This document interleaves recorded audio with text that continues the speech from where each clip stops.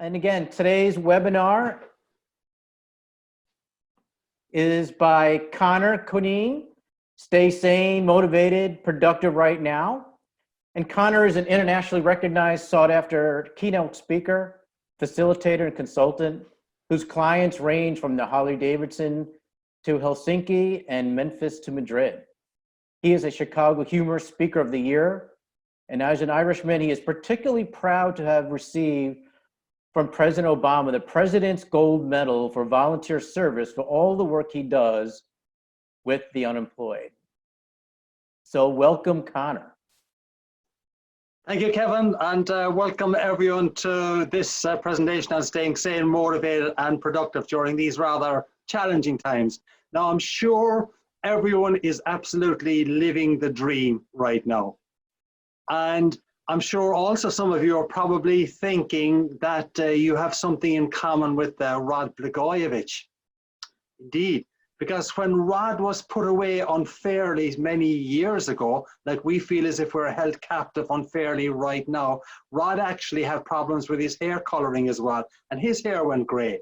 So actually there's quite a few of you are probably in the same situation right now as Rod.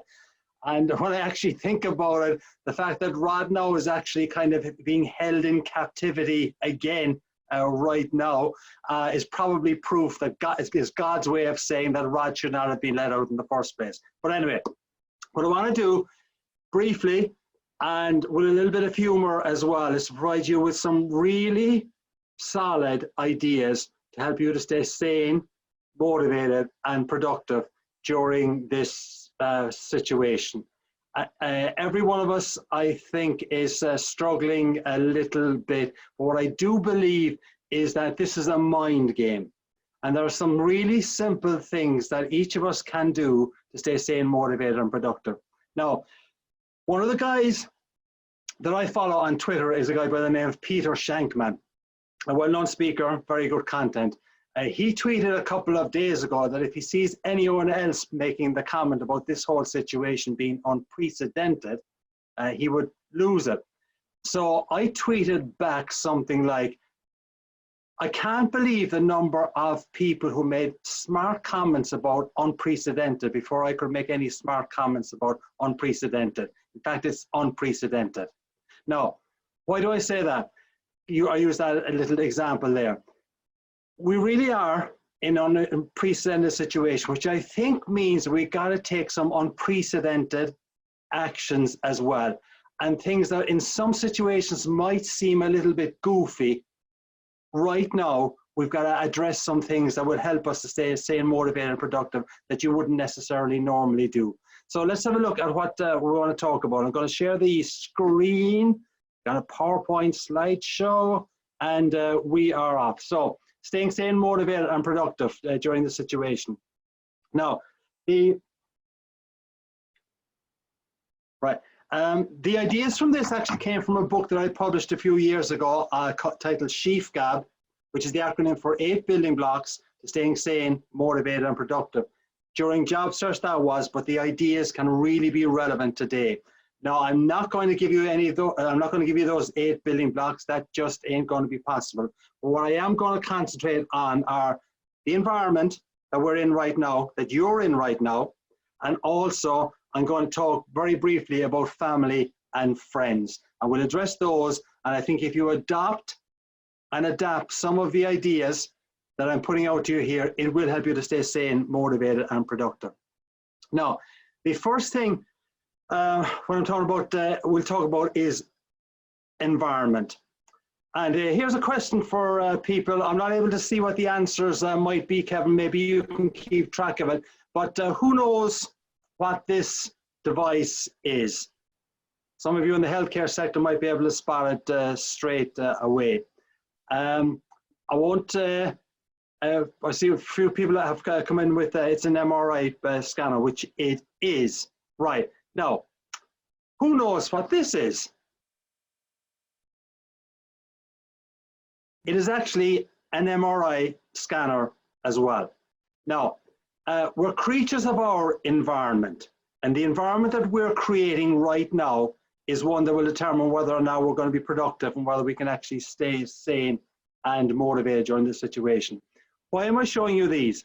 These actually come from a concept that General Electric have worked on, geared towards making the medical environment easier and happier for kids and for parents. So if you're a parent who's bringing a child into a hospital for an MRI, and by the way, I got most of this idea from a wonderful TEDx presentation by a gentleman by the name of Doug Dietz, D-I-E-T-Z. He's an engineer with General Electric, and he came up with this idea of creating the right environment for the kids. So if you're bringing your kids in to be checked with an MRI scan, would you think the kid is going to be happier here? Or would you think the kid is going to be happier here? Or here, MRI machine, or here, right? And I would bet any money now, if I was able to see you on the screens or on the Zoom right in front of us now, I would think that you'll probably have a smile on your face now where you did not have a few minutes ago. Why? Because simple little things can make a difference to how we feel about ourselves. And I'll give you some ideas as to how you can address that in a few minutes. This is another example of the MRI machine in a different environment. But again, it's welcoming, makes people feel happy. Exactly the same product functionality, but different environment and different presentation. So when I want to talk about environment here, I'm going to talk about something you might think is crazy: your commute to work, your workspace, and your meeting space. Now, what is he talking about, the commute to work? I go from my kitchen into my office space. Right, gang, think about it. This is a mind game. It's a mind game. And we got to try and work on how we address this situation with unprecedented kind of actions. So when we were not stuck in our, I do work from a home office. Some of you I know probably do as well. But when you were in your previous pre-COVID-19, when you were commuting to work, you would get up, you would dress, you would go into the metro, or whatever it is, make deliberate, intentional actions to go to work. And when you go to work then, you're actually in a different workspace. Now what happens is you get up and you just kind of ramble into an office or a workspace area. You're not actually doing the physical or psychological effort to commute to work. So I'll give you an example of what I actually do to commute to work, interested whether anyone feels that they can adopt it or adapt it for their environment. But this is my commute to work every morning. Okay, but before we do that though, I want to talk to you about the dreaded numb bum-itis, which is an affliction that is hitting so much of the United States right now. And it basically causes angst and anxiety, and is caused primarily because of so many people spending their time on Zoom. So how do you avoid getting a numb bum? Simple little exercises we can do. Number one, to avoid getting the numb bum is push your chair back from your desk. Okay. Number two, to avoid numb bum-itis, put your hands on the armrest and push yourself up. Number three, to avoid numb bum-itis, is push up, stand up, and spend some time standing rather than sitting. That is how you prevent numb bum-itis, my people. Now, I've actually done a little limerick on it. Is here's how you stop numb bum-itis, more draining than any cystitis. So next time you Zoom, just stand in the room. Don't let it come back up to bite us. All right? Now, I said we're talking about unprecedented things here. We are spending an unprecedented amount of time sitting down in front of a computer or in front of a monitor that we were not used to doing previously. I'm being kind of trying to put it in a funny way here, but what it actually does result in is not just a numb bum, but a numb brain as well a lot of the time. And one of the things I would challenge each person right now who is watching this webinar is I'm going to ask you, why are you sitting down? this is just a 30-minute webinar. And one of the questions I know came in from some of the people who are registering, one of the questions is, how do you avoid Zoom fatigue?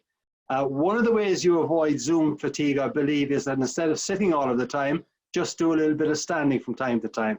So that's the number on my list. Now, I want to take you through the commute to work and my commute to work.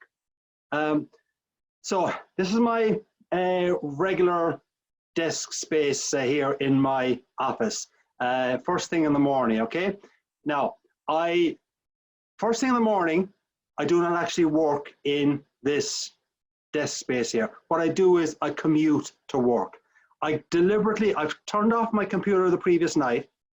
I now actually take up the computer, I take it out of my office, bring it in through the kitchen. Here you can see it's an exhausting effort to move my computer. And then what I do is I land the computer on my kitchen table. We're empty nester, so I've got that space. But what it is though, is it's a physical and a psychological thing to say that I'm going from my home to my workplace. And I would ask you to ask yourself, how can you actually create some kind of activity that says I am psychologically and physically going from home to the workspace? All right, that would be the first thing I would put to you. Now, other things that you can actually do to change the workspace that will help you to stay sane, motivated, and productive in this situation is, here I am sitting at the kitchen table again, using my laptop in this case, but I normally actually take my PC because it's just more of a physical thing to take it out of my office. But also what I'm doing here is, all right, I was caught in flagrant delicto, or whatever the phrase is here, all right? Here I'm sitting at my office desk with actually one of two chairs that I sit on. This is kind of more of a kitchen table chair, but sometimes I just prefer to sit on this rather than my executive chair. So that's one situation, workspace. Here I am, I'm standing at my workspace. I've got the razor. It's a different kind of environment and situation.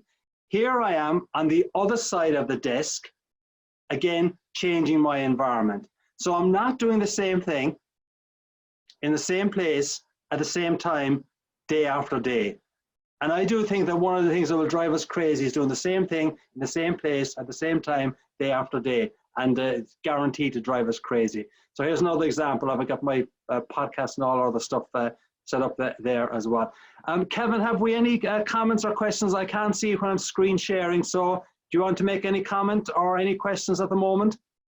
No, everyone's just commenting how they also stood up when you made that advice. And we got a couple of heroes here, Julie and folks, Cindy. So I think they're all standing as they're hearing this. So thank you. All right. If we were really at a later time of the day, we could be standing with a pint of Guinness or a bottle of whiskey or something like that. But that's not today's discussion. We'll get to that later. Yeah, we'll get to that later. Okay. All right. Right. Hold on. Okay. So no. Bear with me for one second. I said workspace, commute space, meeting space. One of the things when you think back to your previous environment prior to COVID-19, you used not have meetings in the same place all of the time. So I would bet probably the vast majority of people here on this call have their Zoom meetings from the same chair, in the same room, day after day. With the technology we've got now, whether it's a laptop or whether it's a phone you do some of your Zoom calls on, why not change the meeting room? Instead of having the meeting at your desk the whole time, why not bring it to another room in the house, maybe even a bedroom? You got to be reasonably careful with the background, obviously. But I think there are simple little ways that you can change how you feel and think about the meeting. And when you do that, you're going to feel better about yourself, you're going to feel sharper, and you're going to feel less stressed as well. So now I want to talk to you about family and friends for a couple of seconds time, because if you're in a family environment, I'm blessed. My bride has been suffering my presence for so many years, and she's suffering my presence right now as well. But I'm blessed we get on really well. But at the same time, though, you got to be careful. I mean, we got married for better or for worse, not to be stuck in a house 24 hours a day, 7 days a week. So you've got to, I think, ask yourself what kind of environment you personally are creating for the people around you. And I'll give you a little illustration here of how we can cause some tension in family situations. Let's assume that when you were going for your last job, you used to get to work at 6:30 in the morning. And the main reason why you got to work at 6:30 in the morning was because you wanted to get your favorite parking spot. And you, for the last 4 years and 3 months and 2 weeks and 1 day, I have actually deliberately set my phone to do this. I'm going to say it to you previously. One of the simple ways to stay sane and productive during this situation is I set my phone timer. I use the, what is it, the tomato sauce method, the Pomodoro method. So always sounds like tomato sauce to me. I use the Pomodoro method, set my phone normally for about 29 minutes. And what I normally do, didn't do it here, is I would normally put the phone over on another table or desk. So I've got to get up from my desk to go over and turn off the phone. My original idea was to play some loud rock and roll music on this phone and connect it to my system. So it would play automatically. I'll have to go upstairs to turn the phone off. But Bluetooth. But for some reason, Bluetooth doesn't work for alarms. But the idea is, again, find ways to get up from your desk on a more regular basis. And a simple way is, don't just use the tomato sauce method, the Pomodoro method, but actually use that, but to put the alarm somewhere that you're going to have to get up. Right, family and friends. Let's assume that you were getting to work at 6:30, and for the last 4 years, 3 months, 2 days, 2 weeks and 1 day, you've been able to get your favorite parking spot.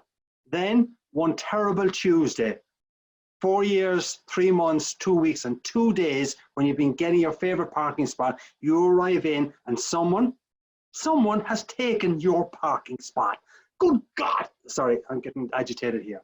Now, your first reaction is to get a little bit annoyed. You want to kind of key the car of that person, but now you're driving one of these newfangled cars that have only got key fobs, so you can't key the car. You want to kind of slash the tires, but you can't do that because the last time you went through TSA, they took the knife away from you.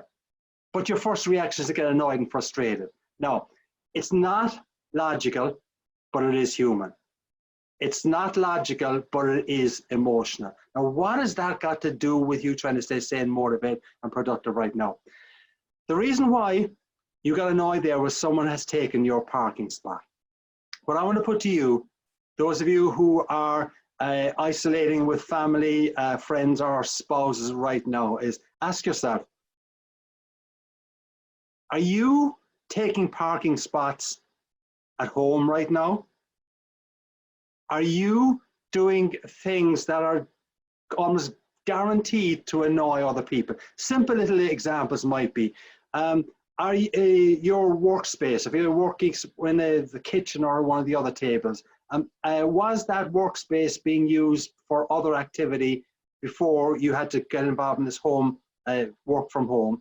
Was this, or is this workspace needed for breakfast, for dinner or something like that, and you don't clear it up? Just simple little things like that. Television. I know we can watch most of our programming on so many different devices, but are you or is someone in your house hogging all of the television programming? If someone takes a parking spot from you, you get annoyed. Ask yourself, are you taking parking spots from other people in this situation? Kevin, any comments or questions? Nope, just thinking about all the spaces I took this morning. I tell you, it is something that really resonates with people when they realize, wow, I think I'm trying to be good and friendly and capable in the environments I create, but I'm actually impacting other people. Now, the other question I want to put to your family and friends is that I want to talk to you about another question you can put to yourself. And this is a question on when we get down and we get frustrated, and it's so easy to do, but it ain't going to help us. So the question that you can ask yourself that will help you in this situation, and I'm encouraging you to really think about it, is a question I ask myself each night before I go to sleep, and I ask myself a few times during the day. The question is, what do I want my attitude to be? What do I want my attitude to be? I'll give you an example.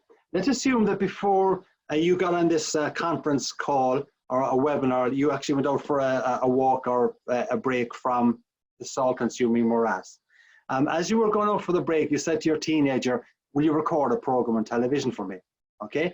You come back from having a nice walk, you're feeling much better about yourself because you've changed your environment, and you say to the teenager, well, did you record the program on television? And the teenager will probably give you some kind of an example, face like this, like a scalded cat, okay? And the teenagers think, oh my God, what was I supposed to have done? So your first reaction is to get a little bit annoyed and miffed, which is kind of understandable, because the program you wanted to see was the 72nd rerun of the 7th episode of Survivor 2011, but you really wanted to see it again, okay? So now, having come back from your walk, feeling good about yourself, suddenly you're in a funk, the teenager is in a funk, your spouse isn't speaking to you, the cat is kind of scalded around the place, the dog now is running away from home, and the cats are actually running around the little gramophone player at 100 revolutions per second also. And you've also then got hamsters running around at 100 revolutions per second saying to themselves the question they should ask, which is, what do I want my attitude to be? Because in this situation, gang, if you ask yourself the question, what do I want my attitude to be? With that teenager, you're not going to say, I want to be angry. You're not going to say, I want to be annoyed. If you ask yourself the question, what do I want my attitude to be, before you go to bed tonight? Now, you might have had a hard day, a tough day, but if you ask yourself the question, what do I want my attitude to be before you go to bed? And say, all right, tomorrow morning, I want my attitude to be when I wake up is I want to feel happy, buoyant, or feel good, or at least want to do something productive. It is a powerful question that can really make a big difference to everyone that is on this call. If you ask, what do I want my attitude to be when your spouse is getting on your nerves right now, or when the kids are doing your head in, you know what the answer is going to be. It's not going to be in the negative. It's a really powerful question that can make a real difference to how people are viewing this situation. They're basically the key points I want to cover in this little presentation here. A couple of other quick little ones. Believe it or not, in terms of changing the environment, and if I'd be interested if people have some ideas as to how they can change their environment that they're working in right now. If anyone wants to make some comments on that. Right now, for the first time in my life, as I indicated, I actually do close down my computer every single night. Never ever did it before. And in fact, the first time I did it a few weeks ago, I had to try and figure out where the actual start button on the computer was. Okay. Second thing that I do is I try now to every single day, anyone who tells me they're watching this in their pajamas, I'm sure they won't tell me, but I don't think it's a good idea. Every single day, I actually dress better now than I did when I was in my regular work days previously from working at home. Why? Because I believe this is a mind game. I do a Facebook every Friday, an idea I got from friends in Ireland. They do something called Formal Friday. And the basic idea is in the homework environment right now, they actually dress up in their best tux and whatever it is, and actually work the day during that. I now do a Formal Friday myself. Why? This is a mind game. What are the things that make you feel good? And finally, what I would say to you is that my darling granddaughter knows the difference between the weekdays and the weekends.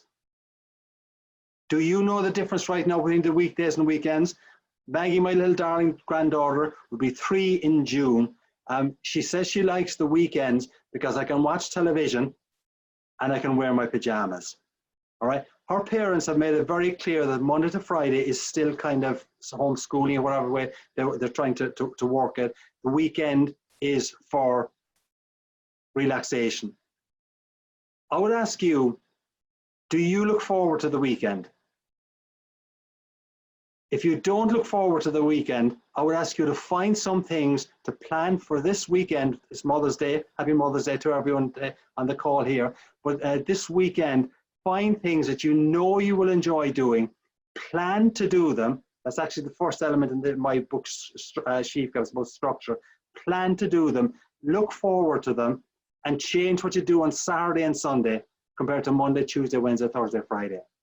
Okay? That's what I wanted to cover very briefly. Kevin, any comments or thoughts on what we have done? No, that was great, Conor. Thank you. Maybe we could take a couple of questions that came in, and you guys can use the chat if you want. But what about the, how do I maintain focus with all the different distractions? We got people coming and going, people knocking on doors. Some of us may have, roommates and things of that nature. So how do you keep that focus? It's obviously not easy, and for the people who are asking questions like that, definitely not easy. I do think that we're going to be deliberate and intentional in what we do, Kevin, and have a good idea of even just small micro goals. I refer to them as that you can achieve today. So when I'm starting off the day, I've just got 2 or 3 things that I know I can achieve. So for me, for instance, the first thing I do in the morning is I do yoga. The second thing I do before I do anything else is I write 3 limericks around COVID-19. All right? And I know if I don't do those, my day isn't starting off well. The other way you can stay focused, a few people I know are doing this, they actually just get onto a Zoom call with someone else, turn off the camera, and they say, all right, I'm going to be working on activity for the next hour. You're going to be working on activity for the next hour. If we need to talk, well and good, but we're actually kind of being accountability partners for each other. It's like someone is in the cubicle next door to you. You know they're there, but you're not actually talking to them. Great. What about dealing with the Zoom or meeting fatigue? Some of us are going from one call or one Zoom back to back to back to back to back. Right. I get it, my man. I get it. It's a challenge, but I do think the ways to do it are not be having the Zoom meeting in the same room the whole time. Find places where you can do it a little bit differently. Stand when you're doing it. Simple little things like that can make a difference. And also what I would say is that I'll try and find some way during that Zoom meeting to put a smile on someone's face. Compliment 1 or 2 people in that Zoom meeting. The power of a compliment is incredible. And if you compliment someone, they're going to feel better about themselves. You've set it as a little goal. You're going to feel better about yourself as well. You'll get better interaction. Great. I think that's it for now.